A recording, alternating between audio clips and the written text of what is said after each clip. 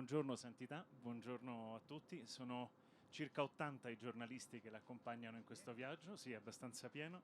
C'è grande attesa chiaramente in Portogallo e c'è attesa anche da parte dei giornalisti per i suoi gesti e le sue parole di questo giorno. Buongiorno e grazie tante per questa compagnia e per il vostro lavoro. Adesso cercherò di salutarvi uno a uno.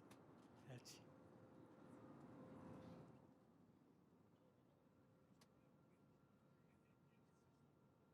Ha detto, del Tolentino non muore mai, ma spaventa cresce. Sta bene?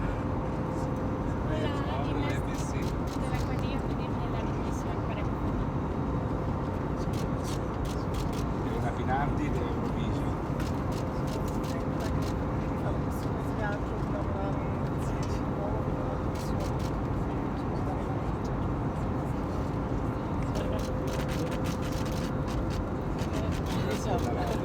Tedesco.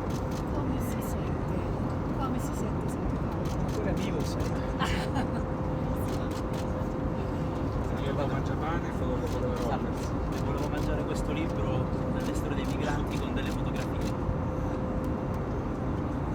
Grazie a lei. Portogallo, senta, io ho pregato delle persone che possono, che mi hanno chiesto durante un anno pregheranno per lei, cioè ne detto, sono 17, quindi di 14.288 intenzioni. Gomez è la nuova fotografa, è il primo viaggio solo fotografa per il Catholic News Service. La Virgen de Coromoto de Venezuela. Para usted. Gracias. La prima volta che rosa.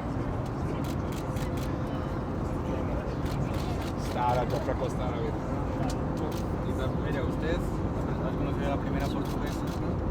Aquí tiene la criatura, Leonor. Produce la portuguesa. Esto es un regalo para usted. Esto es Fátima, 2017. Un pool americano. Grazie. Avevamo fatto una bella foto in Canada che l'ho mandato